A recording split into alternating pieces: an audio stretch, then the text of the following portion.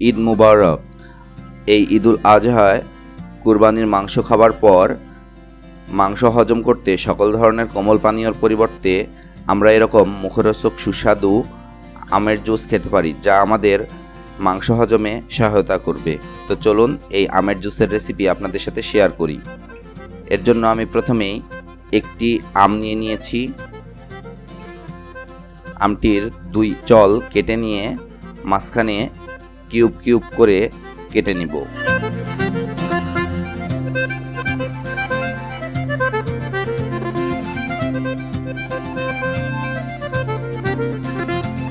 এরকম পাকা সাইজের আম নিয়ে আমি একটা জুসারে নিয়ে নিচ্ছি।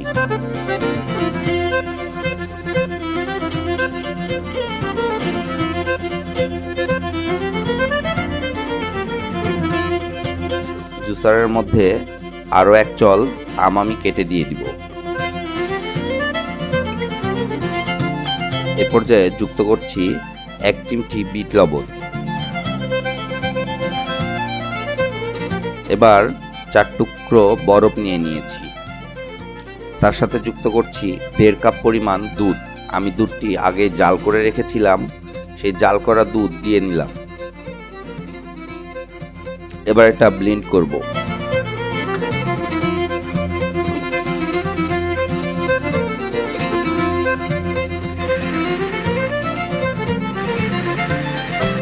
আমি কিন্তু এখন পর্যন্ত চিনি যুক্ত করিনি, এখন চিনি যুক্ত করব, কারণ বিভিন্ন আমের বিভিন্ন রকম টেস্ট থাকে। তো প্রথমে জুস করে একটু খেয়ে বুঝে নিয়েছিলাম, তারপরে চিনি যুক্ত করেছি। এবার এটা পরিবেশনের পালা।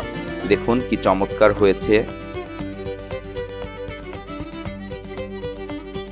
পাকা আমের কালার সুন্দর হয়, সেই সাথে সুন্দর একটা ফ্লেভার দিচ্ছে জুসের।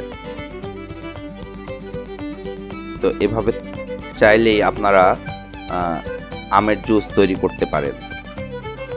ধন্যবাদ সবাইকে। যারা আমাদের চ্যানেলের নতুন ভিউয়ার্স, তারা আমাদের চ্যানেলটি সাবস্ক্রাইব করবেন আর বাসার সবাইকে এরকম 1 গ্লাস করে আমের জুস খাওয়াবেন।